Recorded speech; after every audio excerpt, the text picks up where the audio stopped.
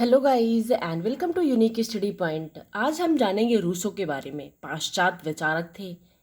एक और मैंने वीडियो से रिलेटेड पाश्चात्य वीडियो जो विचारक थे प्लेटो, उसके बारे में मैंने बताया है। मैंने भारतीय विचारक के बारे में बताया है। ठीक है, जिन किसी ने वो वीडियो नहीं देखे हैं वो प्लेलिस्ट में जा कर के आप पूरे स्टार्टिंग से लेकर वर्तमान भारतीय समाज और प्रारंभिक शिक्षा के नाम से प्लेलिस्ट बनी हुई है। आप पूरा सैद्धांतिक पेपर पूरा देख सकते हैं उस पर जा करके। ठीक है, यदि आप चैनल पर नए हैं तो प्लीज़ चैनल को सब्सक्राइब कर दीजिए और बेल आइकन को जरूर प्रेस कर दीजिए ताकि मैं जो भी वीडियो डालूँ आपको सबसे पहले नोटिफिकेशन मिल सके। चलिए स्टार्ट करते हैं। जानते हैं इनका जन्म कब हुआ था? 1712 ईस्वी में हुआ था। स्थान क्या था? जेनेवा। इनके पिता एक घड़ी साज थे। इनके जन्म के बाद ही इनकी माता का देहांत हो गया था, अतः इनकी चाची ने इनका पालन पोषण किया। 6 वर्ष की अवस्था में ही ये उपन्यास पढ़ने लगे थे।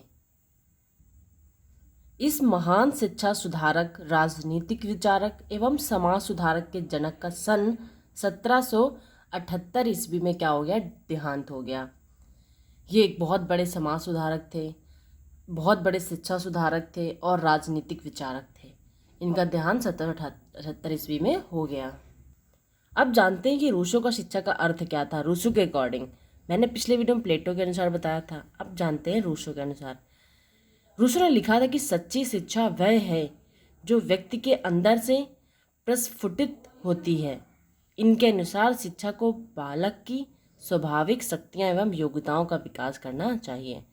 इनका शिक्षा जो व्यक्ति के अंदर सच्चाई होती है उसको प्रकट करती है और स्वाभाविक शक्तियों एवं योग्यताओं का हमें क्या करना चाहिए? बालक के विकास करना चाहिए। अब उद्देश्य के बारे में जानते हैं कि रूसो का उद्देश्य क्या था। पहला पॉइंट है जीवन में पूर्णता। वास्तविक जीवन पूर्णतः जीवित रहने की अनुभूति है, रूसो ने कहा था।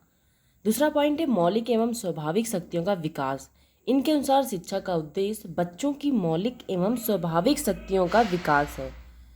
यह तभी संभव है जब बच्चों की स्वतंत्रता दी जाए।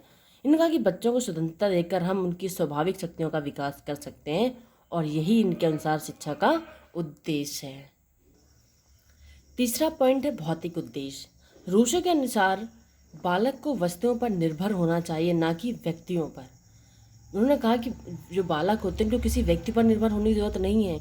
वो जिस वस्तु को टच कर रहे हैं, देख रहे हैं, उस वस्तु के हिसाब से उस पर निर्भर होकर कार्य करना चाहिए या शिक्षा लेनी चाहिए।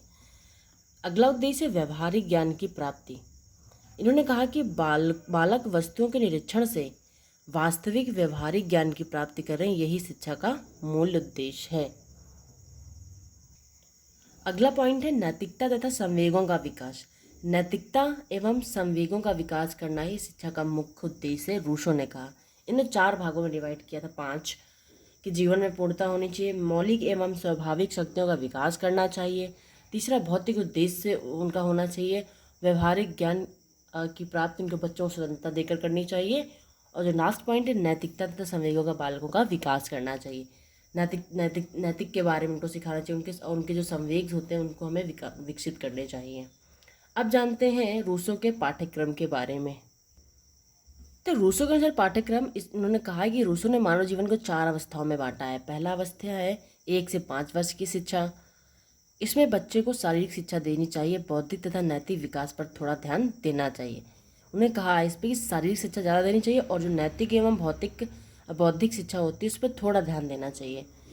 कौन सी एज में? 1 से 5 वर्ष की अवस्था में। दूसरा पॉइंट है 5 वर्ष से 12 वर्ष के जो बच्चे होते हैं उन पर कैसे उनका पाठ्यक्रम कैसा होना चाहिए। इन्होंने कहा कि इस काल में बच्चों को अनुभव द्वारा सीखने देना चाहिए। इसमें किसी विषय या भाषा की शिक्षा नहीं देनी चाहिए, बल्कि प्राकृतिक रुचि के माध्यम से बौद्धिक प्रशिक्षण दिया जाना चाहिए। इन्होंने कहा किसी विषय या भाषा की शिक्षा पर्टिकुलर नहीं देनी चाहिए, बल्कि क्या होता है उनकी रुचि के अनुसार उनके बौद्धिक प्रशिक्षण दे सकते हैं। अगला पॉइंट है 12 से 15 वर्ष। इस काल में बालक को प्राकृतिक विज्ञान, भाषा, गणित, लकड़ी का काम, चित्रकला, संगीत, व्यावसायिक शिक्षा दी जानी चाहिए 12 से 15 वर्ष की अवस्था वाले बच्चों को। अगला पॉइंट है 15 से 20 वर्ष के बच्चों के लिए। इस काल में बच्चों को नैतिक शिक्षा देने को कहा गया है कि आप इस अवस्था में बच्चों को नैतिक शिक्षा दे सकते हैं। इस अवस्था का बालक के शरीर, इंद्रियों एवं मस्तिष्क का निर्माण हो चुका होता है, तो इसलिए आप इसमें बहुत बच्चों को क्या नैतिक शिक्षा दे सकते हैं। अगला पॉइंट है रूसों की शिक्षण विधियों के बारे में। रूसों ने जो शिक्षण विधियाँ प्रयोग करी थी वो थी करके सीखना, दूसरा है निरीक्षण द्वारा सीखना, तीसरा है स्वानुभव यानी खुद के अनुभव द्वारा सीखना, और चौथा है प्रयोग द्वारा सीखना। ये क्या थी? रूसों की शिक्षण विधियाँ थीं। अब जानते हैं अनुशासन के बारे में। रूसो बालक की स्वतंत्रता के समर्थक थे। उन्होंने कहा था बालक को स्वतंत्र रहना चाहिए, ना कि उन पर किसी का दबाव होना चाहिए, और उस पर किसी प्रकार बाह्य नियंत्रण नहीं चाहता है। ठीक है,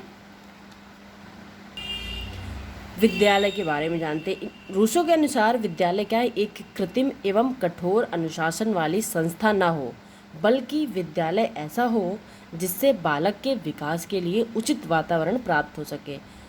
बालक को स्वतंत्र वातावरण देना चाहिए। रूसो ने कहा है कि जब विद्यालय कोई आर्टिफिशियल कोई नहीं होना चाहिए, ना कि बहुत वहाँ पे कठोर अनुशासन वाली विद्यालय होना चाहिए, बल्कि बालक क्या हो, ऐसा होना चाहिए जो बालक के विद्यालय ऐसा होना चाहिए जो बालक के विकास के लिए क्या करे, उचित वातावरण हो, और क्या करे, उन्हें स्वतंत्र दे सके और उनको स्वतंत्रता में ही पढ़ाई या शिक्षण कार्य कराया जाए।